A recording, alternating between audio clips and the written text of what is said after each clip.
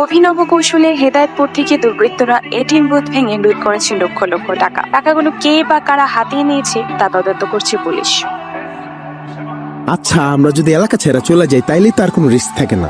এলাকার এক পা বাইরে গেল, সন্ধ্যের তীরটা সবার আগে আমাদের দিকেই থাকবে। কি হয়েছে? আমার কিন্তু অনেক বুক কাঁপতাছে। সব চ্যানেল পত্রিকায় সব জায়গায় খালি একটাই নিউজ।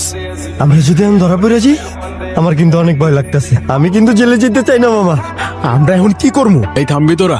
এত ভয় লাগলে আগে বলতে পারস নাই? না আমাদের নাম কেউ জানে না, কোনো ফটো ফুটেজ বা প্রমাণ আছে। ধরা যদি পড়ি না, তোদের এসব পাকনামির জন্যই পড়বো। আচ্ছা, আমাদের ওই টাকাগুলো ভাগ করবি না? সময় আসলে সবাই সবার ভাগ পেয়ে যাবি। এখন তোদের হাতে টাকা দিলে তোরা নিজেরা সামলাইতে পারবি?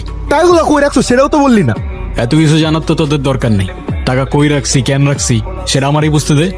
হ্যাঁ, সব তো তুই একলাই বুঝছস। বাপে মদ খেয়া মাতলামি করে আর পোলা এসে জ্ঞান দিতে, জানোস না?